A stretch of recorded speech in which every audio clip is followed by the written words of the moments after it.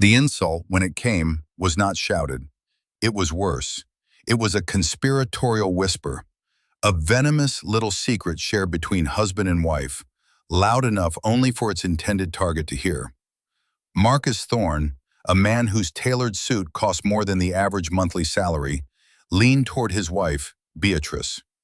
His gaze was fixed on the woman seated at the adjacent table, a woman dressed in a simple, unadorned charcoal silk dress. "I don't know who let the homeless in," Marcus murmured, his lips barely moving, a smirk playing on them. "But security really should be doing a better job. This is supposed to be an exclusive event." The woman, Elara, did not flinch. She had heard him. The words were like tiny, sharp stones thrown at a cathedral window. They made a sound, but they could not hope to break the glass. She continued to slowly sip her water, her posture unchanged, her expression serene. Marcus Thorne, a man who measured the world in square footage and stock prices, was supremely confident in his assessment. He saw a plain woman in a plain dress, without the glittering armor of diamonds and sapphires that adorned the other women in the room. He saw someone who did not belong.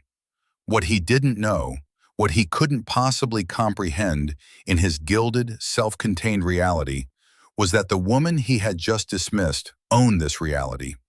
Not just the chair she sat on or the air she breathed, but the very foundation of the building he was in, the magnificent Grand Meridian Hotel, and every other towering, historic, and profitable structure that lined the world-famous Meridian Avenue. Her husband, the quiet man sitting beside her, owned it all. And within 3 hours, that simple, devastating fact would unravel Marcus Thorne's entire existence. We've all felt underestimated, haven't we? Judged on a surface level by people who have no idea of the strength and value we hold within. If you're ready to see how patience and integrity can overcome the most shocking arrogance, make sure you've liked this story and are following our channel for more. We love hearing where you're watching from, so drop your city or country in the comments below. It's amazing to see how far these stories travel. Now, let's go back to the beginning of the night to understand how a single evening could hold both a crushing humiliation and a spectacular vindication. The evening had begun with the scent of money and rain. A light autumn shower had slicked the black asphalt of Meridian Avenue, making the city lights shimmer and dance on the pavement. Valets in crisp red jackets scurried under black umbrellas, opening doors to a procession of luxury cars that purred to a stop before the Grand Meridian's glowing canopy. The annual Foundation for Urban Progress Gala was the city's premier philanthropic event, a night where the wealthy and powerful gathered to publicly celebrate their generosity while privately cementing their dominance. Inside, the ballroom was a symphony of gold and crystal. Chandeliers, each the size of a small car, dripped light onto tables laden with white roses and gleaming silverware. The air hummed with the sound of a string quartet, the clinking of champagne flutes, and the low, confident murmur of 100 conversations about acquisitions, mergers, and summering in the Hamptons. Elara and her husband Julian arrived without fanfare. They had taken a simple town car, not the Rolls-Royce that usually sat waiting in their private garage. Julian, a man whose net worth was a subject of fevered speculation on financial blogs, but whose face was virtually unknown to the public, disliked ostentation. He wore a classic black tuxedo that fit him perfectly, but bore no designer's signature mark. He was a man of quiet power, his presence felt not in his volume, but in his stillness. Elara had chosen her dress with deliberate care.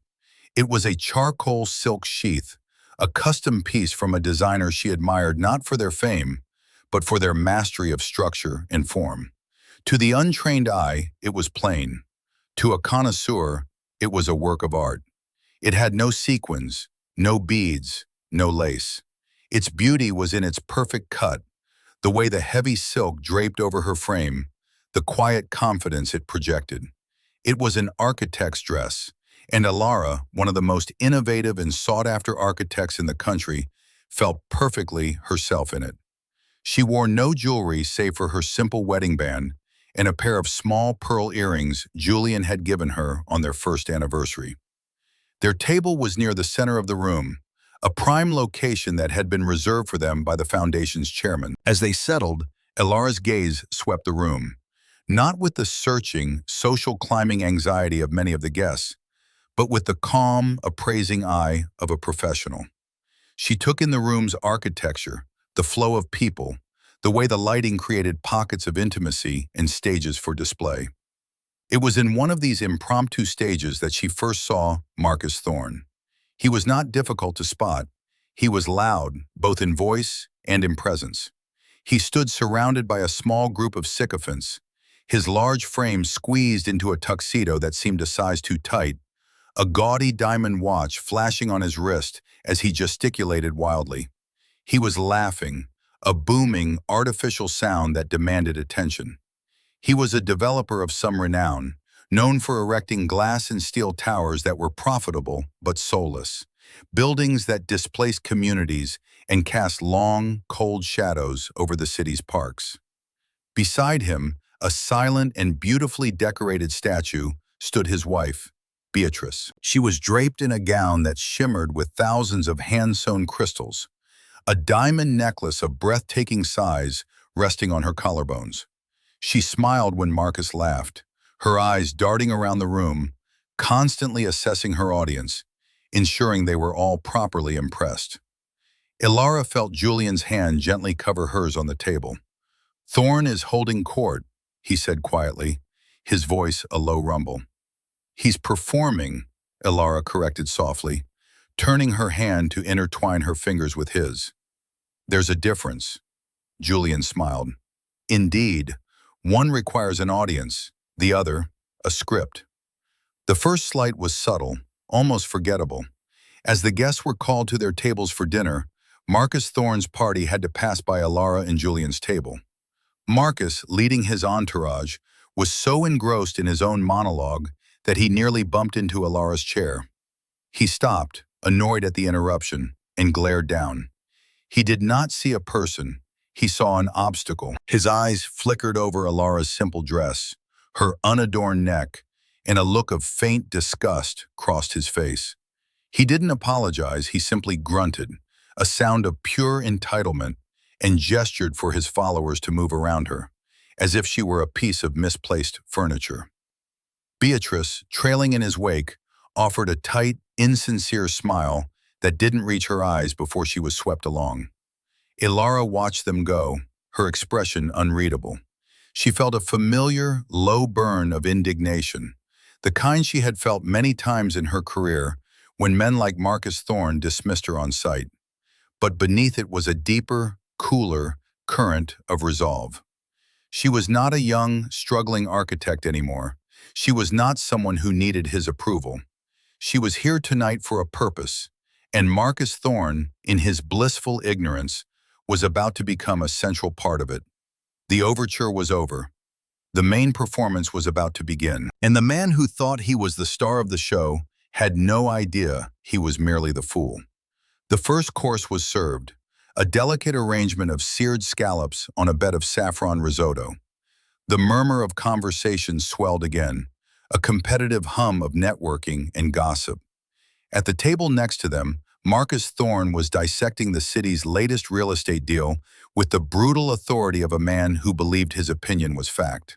His voice carried, a confident baritone that sliced through the ambient noise. "The Henderson project is a disaster waiting to happen," he declared, stabbing a scallop with his fork. "Amateur hour. The zoning alone is a nightmare. They'll be bankrupt within the year." One of his companions, a younger man with eager eyes, nodded vigorously. "Absolutely, Marcus. Your vision for the waterfront is what this city truly needs." Elara listened, her fork poised in her hand. The Henderson project was one she had consulted on, a complex but promising urban renewal plan. She knew its intricacies, its challenges, and its immense potential. Thorne's analysis was not just wrong, it was lazy, a superficial dismissal based on headlines rather than data. He wasn't analyzing, he was broadcasting his own perceived superiority. Beatrice, sensing an opportunity for her husband to shine, turned slightly in her chair. Her eyes, cold and appraising, swept over Elara and Julian. She leaned toward Marcus, her voice a stage whisper. "Darling, be careful. You never know who might be listening. Some people get so sensitive about these things." Her gaze lingered on Elara for a fraction of a second too long, a clear, unmistakable message. "You are nobody. Your opinion is worthless." It was then that Marcus seemed to truly notice Elara for the second time. His eyes narrowed, and a slow, cruel smile spread across his face. He saw her simple dress, her quiet demeanor, her lack of ostentatious wealth. In his world, these were not signs of quiet confidence, but of abject failure. He saw a social climber who had somehow slipped past the guards, a nobody trying to absorb some glamour by proximity. He leaned back in his chair, deliberately turning his body to face her table more directly. He picked up his wine glass, a heavy crystal goblet filled with a deep red vintage that cost over $1,000 a bottle. He swirled it, making a show of inhaling its bouquet. "You know, Beatrice," he said, his voice now loud enough for several tables to hear, "you're right to be concerned about the company we keep. Standards are slipping everywhere. It used to be that a gala like this was a gathering of peers, people who have built something, people who contribute." He took a long, slow sip of his wine, his eyes never leaving Elara. The air around their tables grew thick with tension. Conversations faltered as people nearby sensed the unfolding drama. Julian's hand tightened on Elara's under the table, a silent offering of support. Elara gave his hand a gentle squeeze in return, a signal that she was fine, that she was in control. This was the moment Marcus Thorne, buoyed by an audience and blinded by his own arrogance, decided to escalate from subtle dismissal to outright public humiliation. He placed his glass down with a soft click. He looked directly at Elara, a patronizing pity in his eyes. "It's a tough world out there," he said, his tone dripping with false sympathy. "I get it. People want a taste of the good life, a nice meal, a chance to rub shoulders with success. But there's a proper way to do things." He then turned to Beatrice, but his words were still aimed at Elara, a projectile of condescension. "I don't know who let the homeless in," he murmured, the words sharp and clear in the sudden quiet. "But security really should be doing a better job. This is supposed to be an exclusive event." Beatrice let out a small, tinkling laugh, a sound as artificial as the crystals on her dress. "Oh, Marcus, you're terrible," she said, but she was smiling. She was complicit. The younger man at their table snickered, eager to align himself with power. The humiliation was now complete, laid bare for all to see. It was a perfectly executed social assassination. In that moment, Marcus had stripped Elara of her identity and replaced it with a label of his own choosing. Worthless, invisible, homeless, a ghost at the feast. Elara felt the heat rise in her cheeks, a wave of pure, hot anger. It would have been so easy to lash out, to retort with the truth, to shatter his smug universe with a single sentence. But she held it back. To react with anger would be to play his game, to descend to his level. And Elara had a different game in mind, a much longer, more strategic, and ultimately more devastating one. Instead of speaking, she reached into her small, elegant clutch. It wasn't a designer bag, but a simple leather portfolio she'd had for years. Inside, among her personal effects, was a single, slim object. It was a custom-made keycard, forged from brushed titanium. It bore no logo, no name, just a simple, elegant engraving, a stylized M for Meridian. It was the master keycard, the one that could access any room, any floor, any private suite or secure office in any building on the entire avenue. It was a symbol of the quiet, absolute power she and Julian held. She didn't take it out. She didn't flash it. She simply let her fingers brush against its cool, smooth surface. It was a private, tactile reminder of the reality Marcus Thorne could not see. He saw a homeless woman. Her fingers felt the key to his world. The anger receded, replaced by a cold, clear focus. He had just handed her the moral justification for what was to come. He thought he was delivering an insult. In reality, he was writing the first chapter of his own downfall. The silence that followed Marcus's pronouncement was heavy and suffocating. A few people at nearby tables shifted uncomfortably, their gazes flicking between Marcus's smug face and Alara's composed one. They were witnesses, and their silence was a form of currency, traded for the comfort of not becoming the next target. Julian started to rise from his chair, his jaw tight, a protective fury in his eyes. But Alara placed a hand on his arm, a gentle but firm pressure. "Not yet," she whispered, her voice barely audible, meant only for him. "Patience." Julian hesitated, his eyes searching hers. He saw no fear, no hurt. He saw the look he knew so well, the look she got when she was solving a complex structural problem, a look of intense concentration and foresight. He slowly sat back down, his trust in her absolute. He was a man who could move markets with a single phone call, but in this moment, he ceded the floor to his wife. He knew her strength was not in overt displays of power, but in the meticulous construction of undeniable truth. Marcus, misinterpreting Julian's retreat as weakness, felt a surge of triumph. He had asserted his dominance, and the nobodies had backed down. He leaned back, expansive and satisfied, and resumed his meal. The incident for him was over, a minor piece of social housekeeping. For Alara, it was a data point, a crucial piece of evidence in the case she was building in her mind. Throughout the rest of the dinner, the Thorne table became an island of loud self-congratulation. Marcus and his guests laughed, drank, and debated, their voices a constant, grating presence. They ignored Alara and Julian's table completely, rendering them invisible. It was a classic power play. To acknowledge them now, even with another insult, would be to admit they mattered. The ultimate show of contempt was to pretend they no longer existed. Alara used their invisibility to her advantage. She became an observer, a ghost at her own execution. She watched Marcus interact with his circle.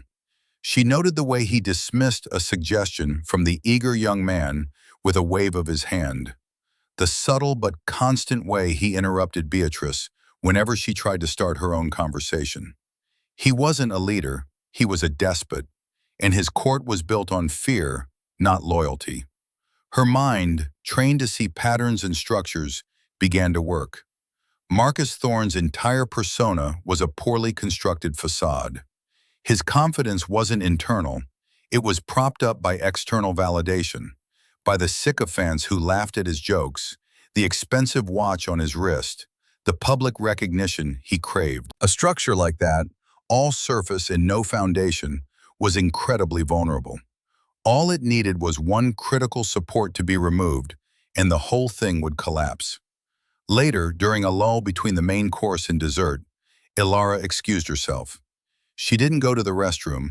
Instead, she walked calmly through the gilded corridors of the hotel, her simple dress a slash of charcoal against the gold leaf walls.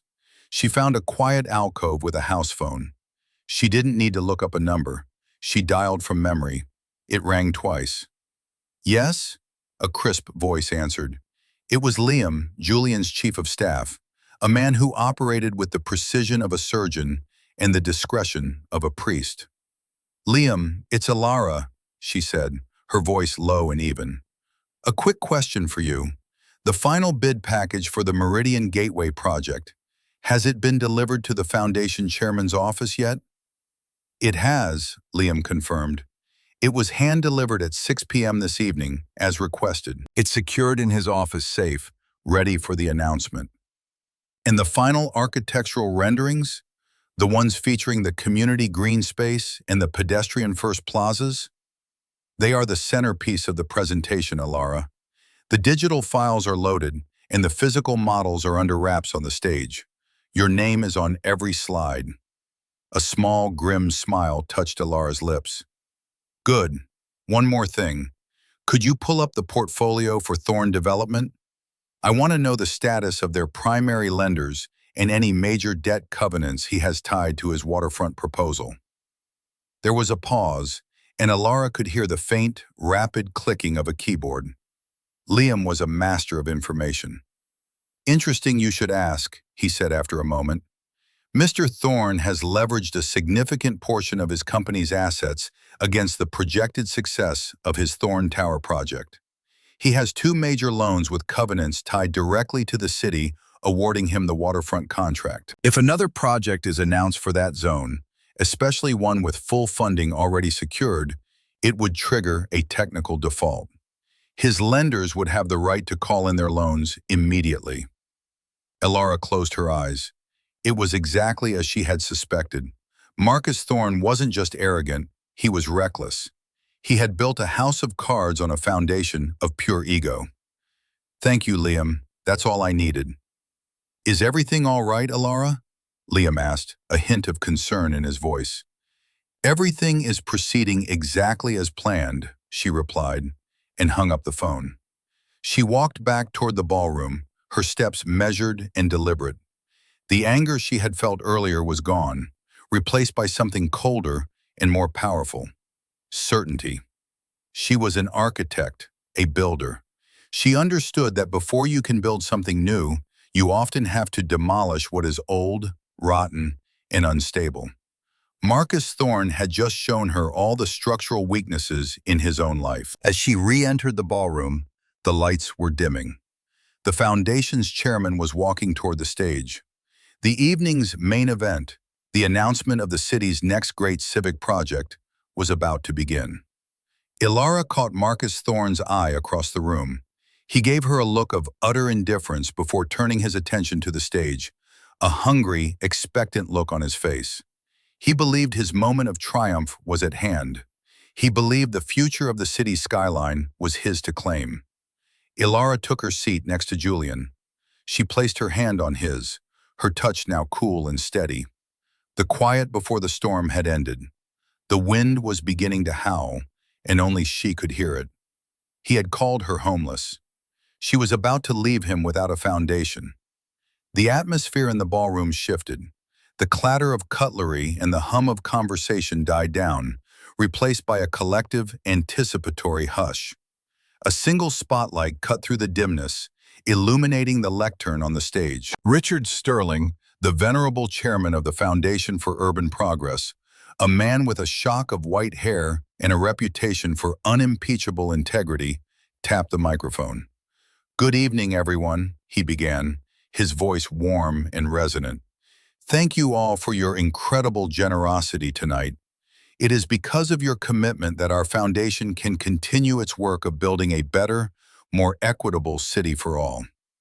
At his table, Marcus Thorne sat forward, a proprietary gleam in his eye. He adjusted his tie, a small, preening gesture. He had donated a significant sum tonight, a sum he'd made sure the Foundation's press team was aware of, and he fully expected his investment to pay dividends. For months, he had been aggressively lobbying for his Thorn Tower, a monolithic luxury condominium on the last prime piece of undeveloped waterfront.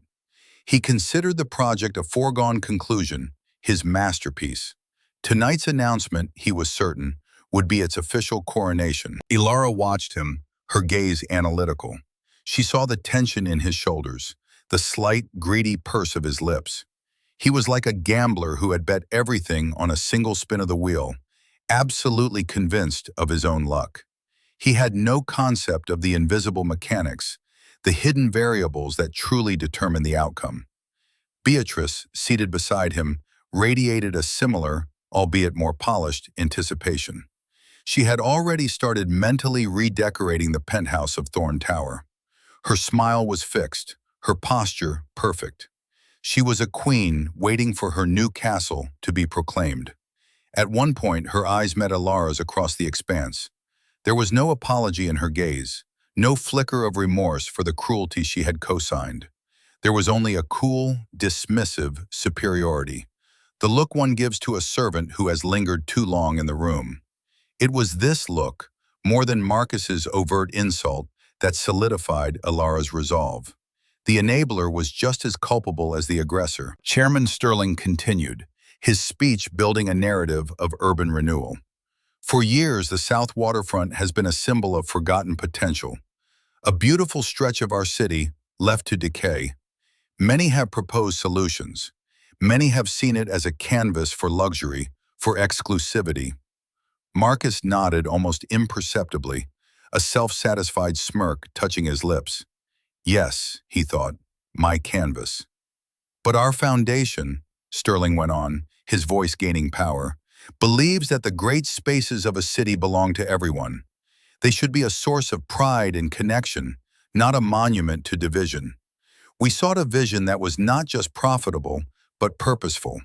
A project that would not just scrape the sky, but would ground us in our community. The air grew thick with suspense. Marcus was practically vibrating with impatience. This was it. Tonight, I am honored to announce the single largest urban renewal project in this city's history, a project that will transform the South Waterfront into a vibrant, sustainable, and inclusive public space for generations to come.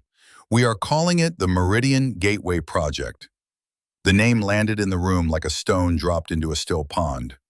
The Meridian Gateway Project, not Thorn Tower. A flicker of confusion crossed Marcus's face. It was a momentary crack in his confident facade. He glanced at his wife, a silent, questioning look. Beatrice's smile tightened at the edges. Ilara remained perfectly still, her heart beating a slow, steady rhythm.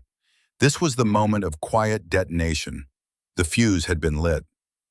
This project is unprecedented in its scope and vision, Sterling announced, his voice filled with genuine excitement.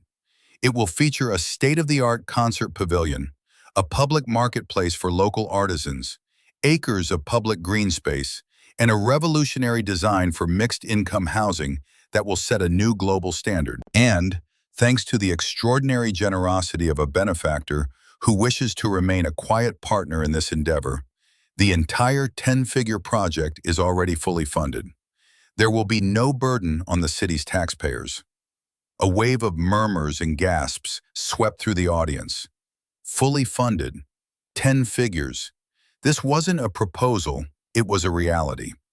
Marcus Thorne went pale. The blood drained from his face, leaving his skin a pasty, waxen color. Fully funded.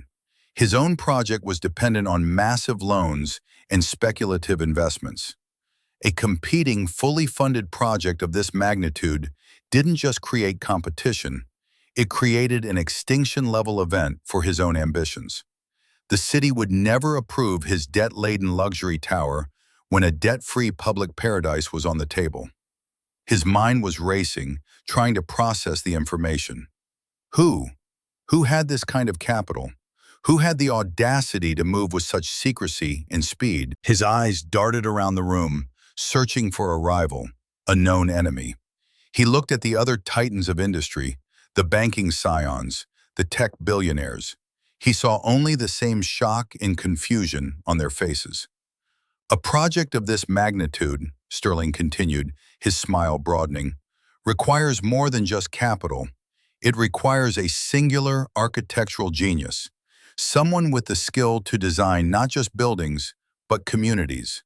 Someone who understands that true legacy is measured in human impact, not just in height or steel. We searched the world for this architect, and we found her right here, in our own city. A large screen behind Sterling, which had been dark until now, flickered to life. It showed a breathtakingly beautiful rendering of the new waterfront. It was not a single, imposing tower, but a harmonious collection of structures woven into a lush, green landscape. It was elegant, innovative, and deeply human in its scale. And in the bottom right-hand corner of the screen, in clean, elegant font, were the credits. Project Lead Architect, Ilara Vance, Vance Sterling Architectural Group. The name hung in the air for a moment, and then the spotlight on the stage shifted. It moved from Chairman Sterling and swung out over the audience. sweeping across the tables before coming to rest, a perfect, brilliant circle of white light directly on Alara. For a moment, there was absolute silence, the kind of silence that is not empty, but filled with the sound of 100 minds simultaneously recalibrating reality. Marcus Thorne stared, his mouth slightly agape. His brain struggled to connect the two images. The name on the screen, the architect of the most important project in the city's history, and the woman in the plain dress he had dismissed as homeless. The two realities were impossible to reconcile. It was a cognitive dissonance so profound that he felt a wave of dizziness. Ilara did not smile. She did not preen. She simply met the light with the same calm grace she had shown all evening. She inclined her head slightly, a small, dignified nod of acknowledgement to the chairman. The camera feeds switched, and suddenly her serene, intelligent face was on the giant screen for all to see. The applause started slowly, then built into a roar. It was a wave of genuine admiration and excitement. People were on their feet, craning their necks to get a better look at the woman of the hour.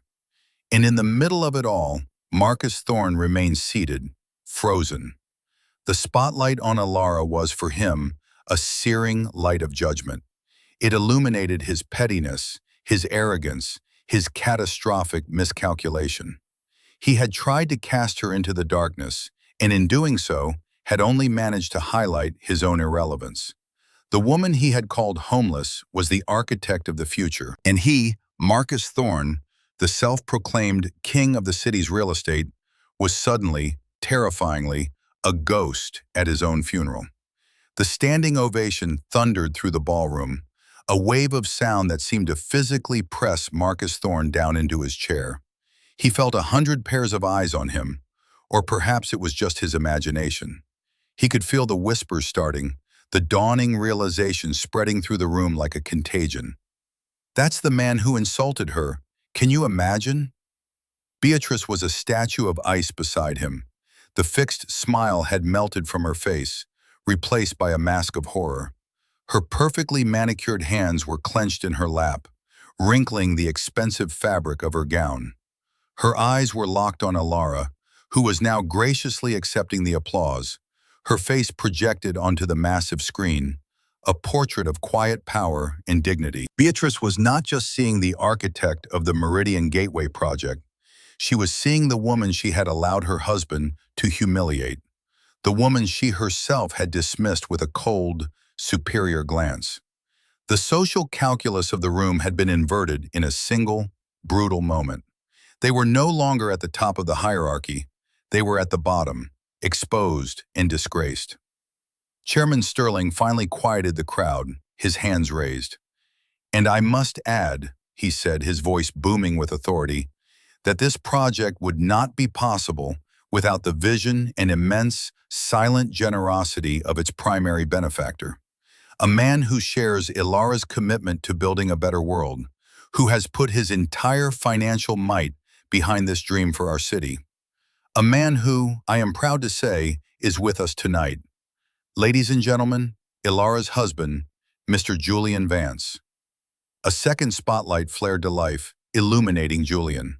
He had remained seated, a quiet anchor beside his wife. He simply nodded, a brief, almost reluctant acknowledgement of the applause that erupted anew.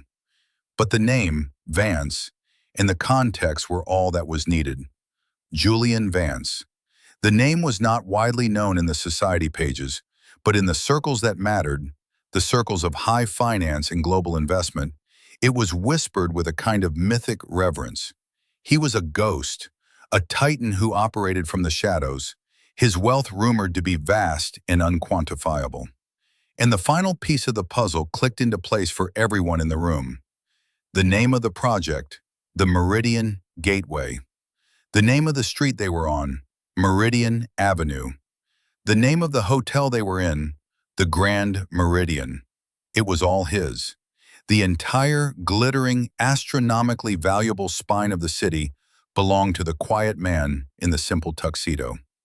For Marcus Thorne, this final revelation was the killing blow.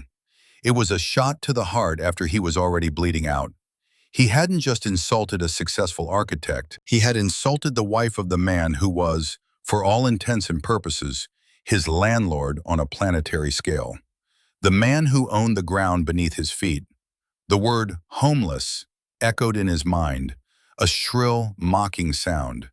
He had called the queen of the castle a beggar at its gates.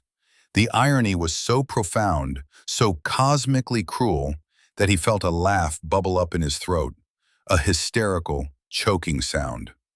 The presentation on stage concluded with more renderings of Alara's breathtaking design, but Marcus didn't see them. His world had shrunk to the space between his pounding heart and his sweating palms. The applause finally died down, and the ambient lighting returned. The formal part of the evening was over. The social part was just beginning. And then it happened. The thing he was dreading most. Alara Vance stood up. She and Julian began to move through the room, which was now parting for them like the Red Sea. A line was forming. The mayor, senators, bank presidents, all eager to shake her hand, to offer their congratulations, to be seen with the new center of the city's universe. Their path was taking them directly toward his table. Marcus felt a primal urge to flee, to crawl under the table and disappear, but he was trapped. Beatrice grabbed his arm, her nails digging into his sleeve. "Marcus, do something," she hissed, her voice trembling with panic. "Fix this. You have to fix this." Fix this? How could he fix this? It was like trying to unshatter a fallen chandelier. Alara and Julian stopped in front of their table. The small crowd around them fell silent, sensing the final act of the drama was about to play out. Ilara's eyes, clear and calm, met Marcus's. There was no triumph in them, no anger, just a quiet, unnerving clarity. "Mr. Thorne," she said, her voice even and measured. It was the first time she had spoken to him directly all night. Marcus scrambled to his feet, nearly knocking over his chair. He fumbled with his napkin, his hands shaking. "Mrs. Vance, Alara, that was a magnificent presentation, truly, a work of genius. He was babbling, his usual booming confidence replaced by a desperate, fawning stammer. Alara let his words hang in the air and die. She didn't acknowledge his compliment. Instead, she tilted her head slightly, a gesture of mild curiosity. "I believe earlier this evening you had some concerns about the security," she said, her voice soft but carrying in the quiet. "You were worried about who was being let into the event." The color drained from Marcus's face again. This was it, the public accounting. "You mentioned," she continued, her gaze unwavering, "that you were concerned about the homeless being present." Beatrice made a small, wounded sound, a tiny gasp of horror. "I just wanted to reassure you," Alara said, her voice still perfectly calm. "My husband and I own this building, and the one next to it, and all the others on this street. We have a rather robust security protocol, so you can rest assured, Mr. Thorne, there is no one here tonight who does not belong." The statement landed, simple, devastating, final. It was not an attack. It was a statement of fact, delivered with the precision of a surgeon's scalpel. She had taken his own ugly words, his own pathetic attempt to diminish her, and turned them into a mirror, forcing him to see the grotesque reflection of his own pettiness. Marcus Thorne stood there, speechless, stripped bare in front of his peers. He had built his identity on a foundation of wealth and status, and in one evening, a woman he had deemed worthless had shown him that he was, in fact, the poorest man in the room. He opened his mouth to apologize, to beg, to explain, but no words came out. There was nothing to say. He had been so spectacularly, so publicly, and so thoroughly vanquished. The immediate aftermath was a study in social disintegration. As Alara and Julian moved on, absorbed back into the throng of genuine well-wishers, the space around the Thorne table became a vacuum. People who had been laughing with Marcus an hour before now avoided his gaze. their bodies physically angling away as if his disgrace were contagious. The eager young sycophant who had been his staunchest supporter was suddenly engrossed in a conversation at the furthest possible point from his disgraced patron. Marcus sank back into his chair, his large frame seeming to shrink. The expensive suit now looked like a costume, the diamond watch a piece of cheap glass. He stared blankly at the half-eaten dessert on his plate, a confection of chocolate and gold leaf that now seemed absurd, a mockery of his former status. Beatrice finally found her voice, a low, furious hiss that was more venomous than anything Marcus had said all night. "How could you, Marcus? How could you be so stupid?" I didn't know," he stammered, his voice weak. It was a pathetic defense, and they both knew it. "You didn't need to know," she shot back, her carefully constructed composure shattering into a million tiny, sharp pieces. "You just needed to not be a cruel, arrogant pig for one evening. Is that so much to ask? You couldn't just be polite? You had to perform? You had to make your little jokes?" Her voice was rising, attracting more unwanted attention. "Beatrice, keep your voice down," he pleaded, his eyes darting around nervously. "Oh, you want me to be quiet now?" She laughed, a bitter, humorless sound. "Now that you've single-handedly destroyed us? Do you have any idea what you've done? That wasn't just an architect, you fool. That was Lara Vance. Her firm is the most respected in the country, and her husband, Julian Vance. My God, Marcus, do you know who that is? He could buy and sell us 1,000 times over before breakfast and not even notice the transaction fee." Every word was a fresh blow. Marcus felt dizzy, nauseous. The foundations of his world were not just cracking, they were liquidating. His entire business model, his whole life, was predicated on being a big fish in the pond of the city's real estate. He had just discovered that the pond was in fact an ocean, and he was nothing but plankton, and he had just insulted the shark. He looked at his wife, at her face contorted with fury and fear, and saw not a partner, but a fellow passenger on a sinking ship, fighting him for the last piece of driftwood. "We can fix this," he said, the words sounding hollow even to himself. "I'll apologize. I'll send flowers.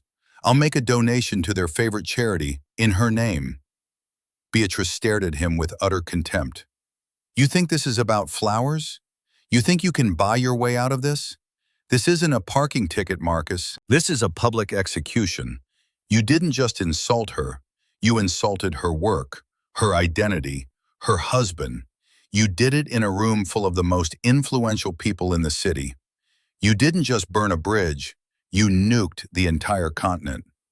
She stood up abruptly, her chair scraping harshly against the floor. "I'm leaving." "Beatrice, wait," he begged, reaching for her hand. She snatched it away as if his touch were toxic. Don't you dare touch me. I have to go and try to salvage what's left of my own reputation, if that's even possible. You can find your own way home."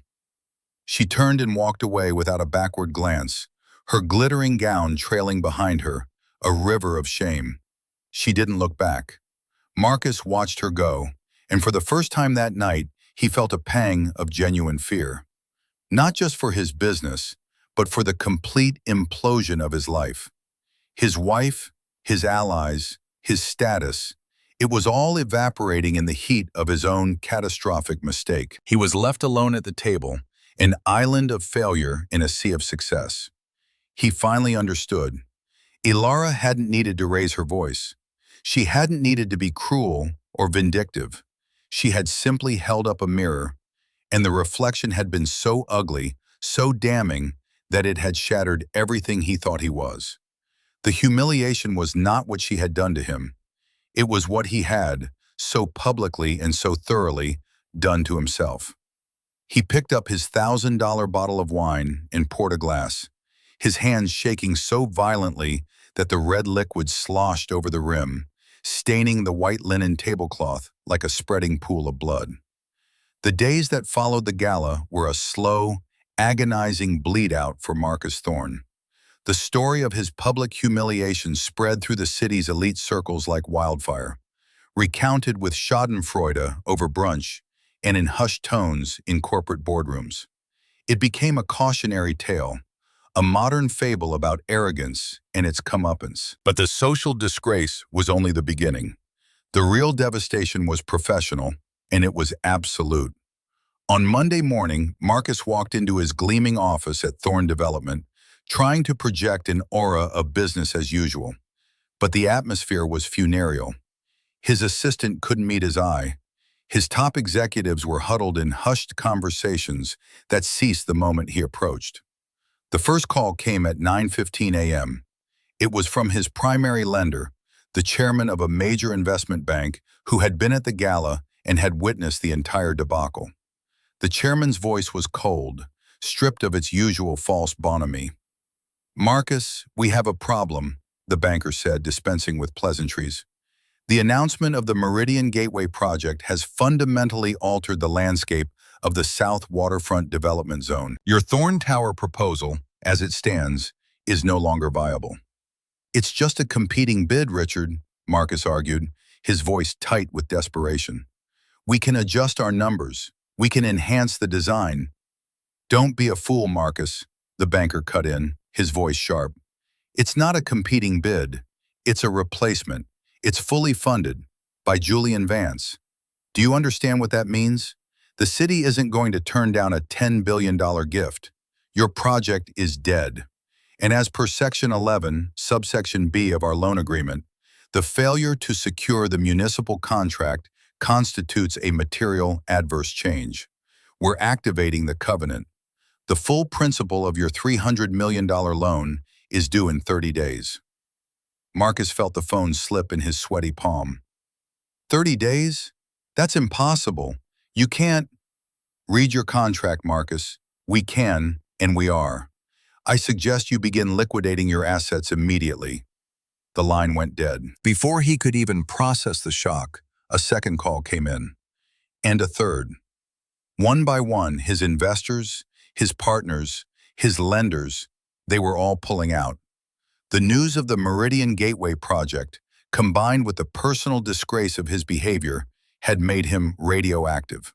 No one wanted to be associated with his name or his failing company. He was no longer a titan of industry, he was a liability. He spent the rest of the week in a frantic, desperate scramble to stop the bleeding. He tried to call in old favors, but doors that had once been wide open were now firmly shut. He tried to arrange emergency financing, but no institution would touch him. The name Vance, once an abstraction, was now a monolithic wall he couldn't see over or get around. He had not just been defeated, he had been erased from the game board. His home life offered no sanctuary. The sprawling penthouse apartment, once a symbol of his success, now felt like a gilded cage. The panoramic views of the city skyline, which he used to gaze at with a sense of ownership, now seemed to mock him. Beatrice had moved into one of the guest suites, and the vast apartment was filled with a thick, suffocating silence, broken only by their stilted, bitter exchanges. One evening, he found her in the living room, surrounded by open suitcases. She was packing, her movements methodical and emotionless. "What are you doing?" he asked, his voice hollow.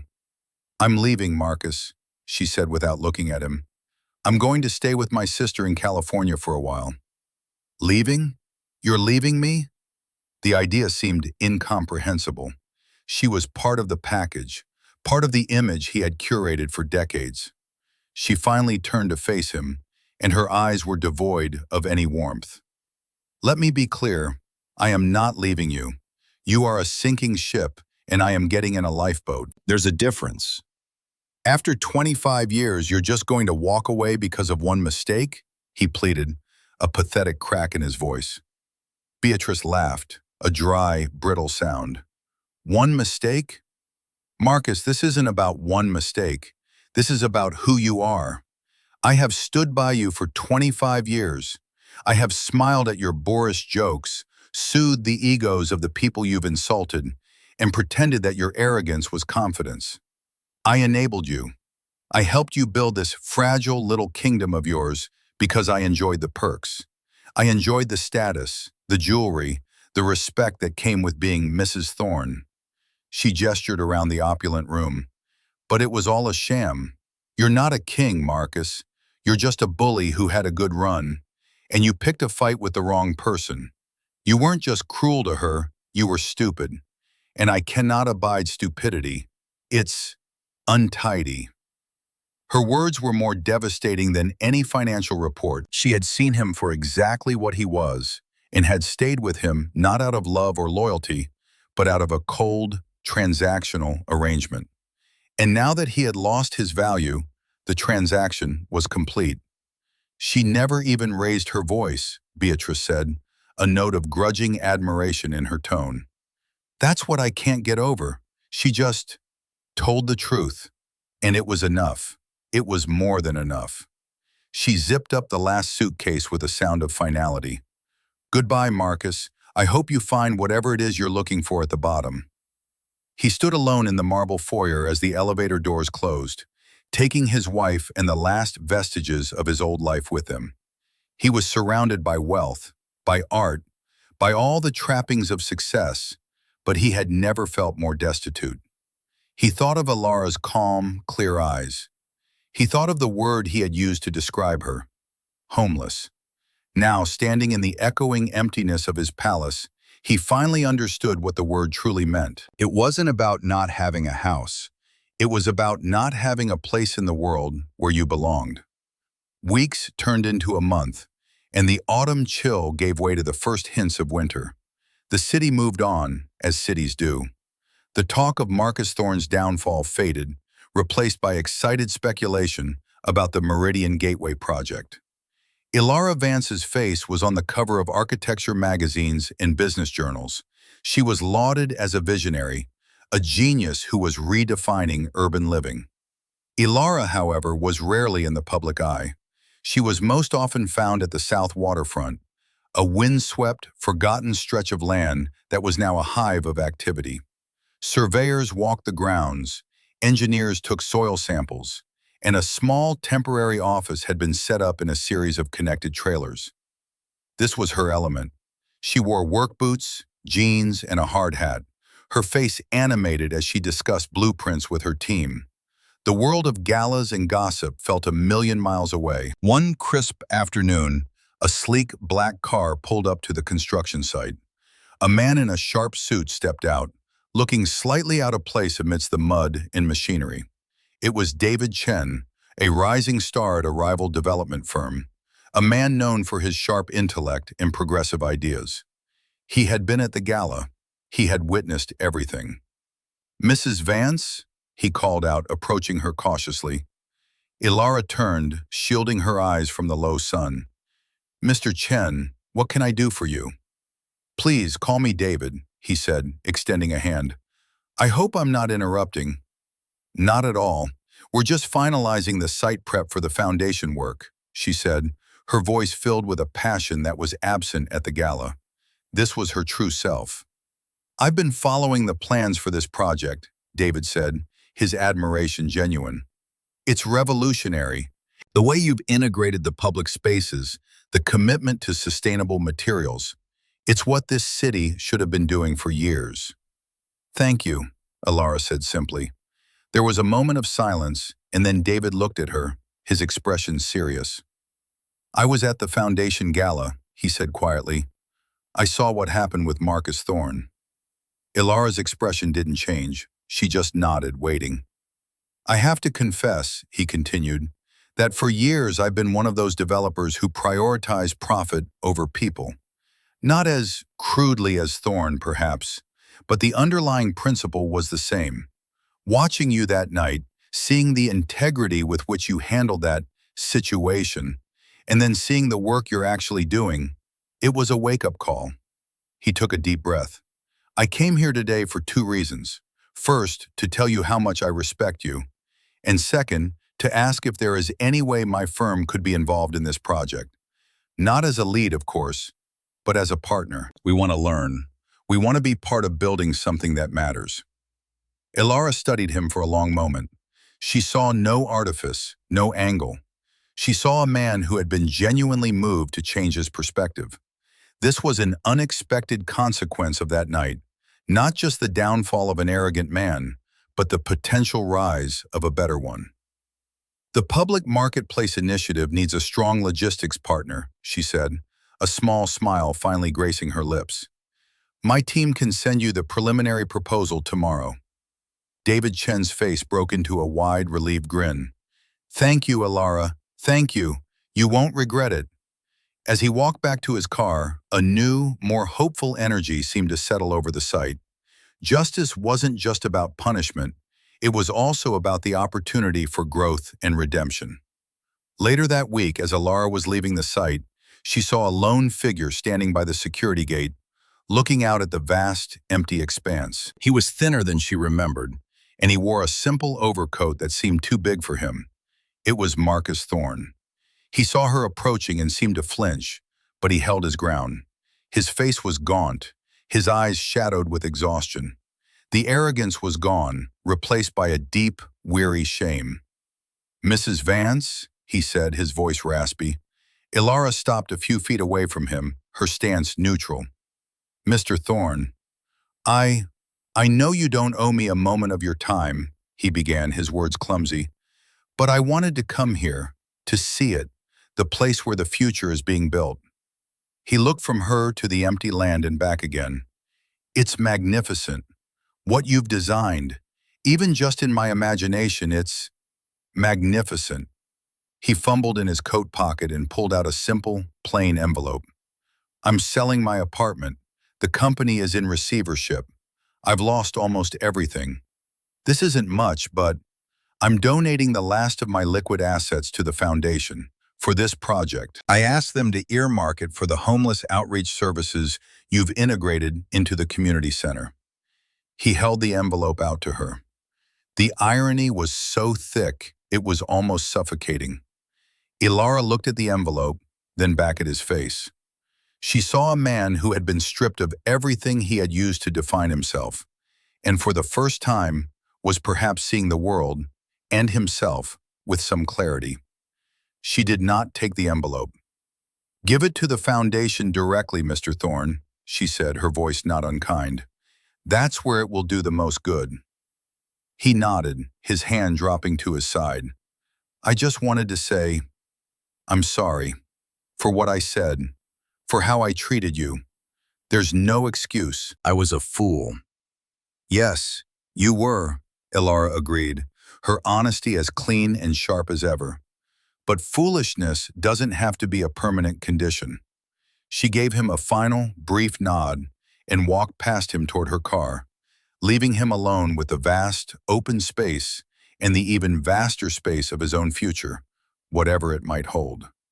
The resolution wasn't about his punishment, it was about her purpose, and her purpose was just beginning. Months later, the first steel skeleton of the Meridian Gateway project began to rise against the winter sky. It was a promise made visible, a testament to a new way of thinking. The city watched, captivated, as Alara's vision took shape, beam by beam. One evening, Alara and Julian stood on the balcony of their penthouse apartment, which overlooked the entire city. It was a view they rarely took for granted. In the distance, the lights of the construction cranes at the south waterfront blinked like steady, hopeful stars. The air was cold and clear, and the city below was a glittering tapestry of light and life. Julian wrapped a warm cashmere blanket around Alara's shoulders and handed her a mug of hot tea. For a long time they stood in comfortable silence, simply watching the city breathe. You know, Julian said finally, his voice a low, thoughtful rumble. I was ready to destroy him that night. At the gala, I was ready to make a single phone call and have his entire world dismantled before dessert was served. Alara leaned her head against his shoulder. I know. But you stopped me, he continued. You chose a different path, a harder one in some ways. You let him destroy himself with his own arrogance, and then you showed him grace. It wasn't about grace, not really, Alara said, her gaze fixed on the distant cranes. It was about architecture. You can't build a strong structure on a rotten foundation. His life, his entire identity, was built on a foundation of ego and contempt for others. It was bound to collapse. I just illuminated the structural flaws. She took a sip of her tea, the warmth spreading through her. Punishing him was never the point. The point was to build something better in its place. Not just a better building, but a better idea. The idea that value isn't in what you own or how you look, but in what you contribute. That strength isn't about being the loudest voice in the room, but about having the clearest vision. The Meridian Gateway Project wasn't just a collection of buildings. It was a physical manifestation of her core belief. It was a space designed for connection, not exclusion. It had a library, a daycare, a tool lending workshop, and yes, a state-of-the-art outreach center for the city's unhoused population, funded in part by a surprising, anonymous donation. True worth, Alara knew, could never be measured by appearances. It wasn't something you wore or drove or announced to the world. It was the quiet, patient, and often invisible work of building things that last. Things of substance, relationships, communities, and sometimes even a better version of yourself. Marcus Thorne, in his spectacular fall, had been forced to confront that truth. And David Chen, in his quiet admiration, had been inspired to embrace it. The wind picked up, swirling around them on the balcony, but they stood firm, warmed by the blanket and their shared understanding. The city spread out before them, a place of infinite complexity, of cruelty and kindness, of shadows and light. And they were a part of it, two people who had the power to shape it, not through dominance, but through integrity and purpose. The story of that night at the gala became a quiet legend in their lives, a reminder that the most powerful force in the world isn't wealth or status, but the simple, undeniable truth. And the truth, Alara knew, was the only foundation worth building on. What did you think of Alara's response to Marcus Thorne? Was it the perfect revenge, or would you have handled it differently? We would love to read your thoughts in the comments section below. Your perspective is what makes this community so special. If you were moved by this story of quiet strength and ultimate vindication, please consider liking this video and subscribing to our channel for more stories that empower and inspire. Thank you for being here with us today, and we'll see you in the next story.